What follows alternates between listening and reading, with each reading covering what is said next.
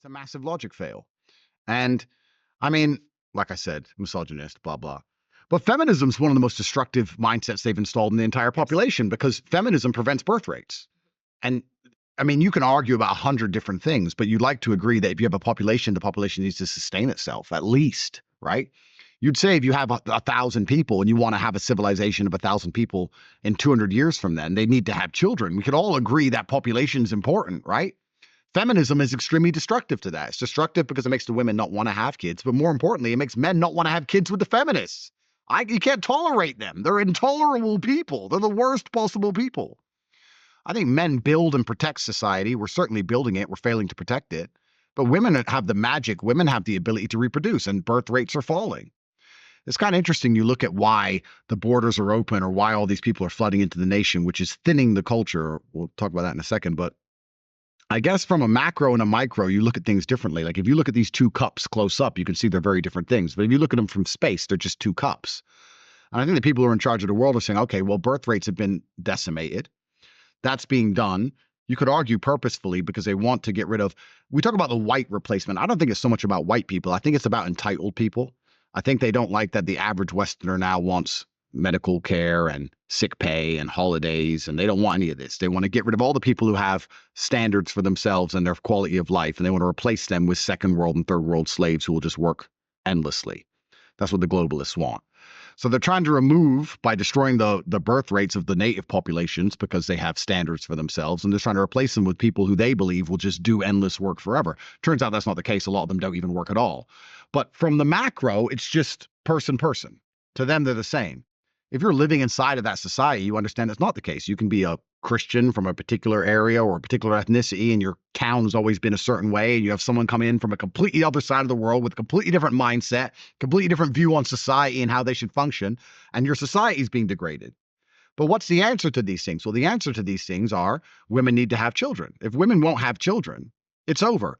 I put a tweet up that really pissed off white people. I don't know if you saw it. They got really mad. It went super viral. I'll send it to you. And I was saying to the white people that it's over.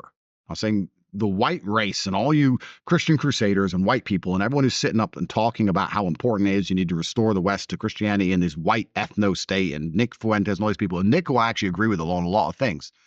If you're not having kids, you don't have a future. Mm-hmm. If you're not having children, you don't have a future. That's the bottom line of it, right? So they talk and they insult these immigrants, which I completely understand why they do it. They're like, we're going to have mass deportations, which is a fantasy. And they're saying, we're going to keep our countries for us. No, you're not, because an immigrant turns up and has 7, 8 children. You're paying for it with your taxes. And you can't convince your wife to have more than one because she wants Chanel bags. Well, then how are you going to have a future, right? You can argue whether it's the weakness of the man. I don't know if it's the weakness of the man or if it's the feminism that's inside of the woman. I don't know what it is. But I even just started doing this experiment when I wrote that tweet out. I was like, how many white families, pure white families do I know, outside of the Mormons, they do all right, that have more than 2 or 3 kids? There's hardly any. So you could talk about the replacement of white nations. Yeah, it's happening because there's no native birth rate. And that's down to feminism. And that's down to this whole gender dynamic being broken. Well, they're also trying to convince women to act like men and for men to act like women. I mean, even straight men are homosexual. And that's how I feel. Even men that are straight, I'm like, but you act like a homosexual. And it was one of those things that people were asking me, I didn't actually feel like, and this is kind of surprising because it was the UK, that I even met real men until I went to the UK. It was very hard for me in America. I will say, like, I was in New York City, so there's obviously homosexual straight men, you know what I'm saying here.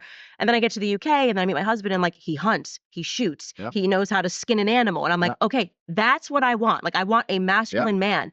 And so it's interesting because you and your brother have opened up this debate in America about what is true masculinity, right? This is the argument. They're not truly masculine. Like, you shouldn't follow that. Like, what's truly masculine? And now you ask, okay, then what is your prototype? Tell me who we should be following. If it's not the Tate brothers, what is real masculinity? I've asked this question before and I've gotten some answers. Some people will say, Jordan Peterson is a better example of masculinity, and so your idea is that people that have philosophy and talk about masculinity is true masculinity.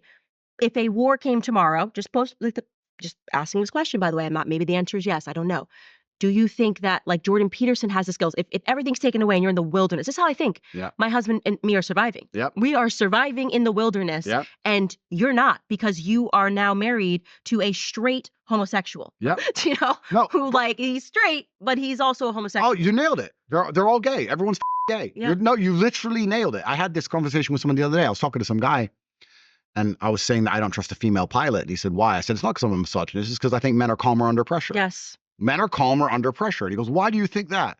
It's like, why are you pretending you're confused as to why I think that?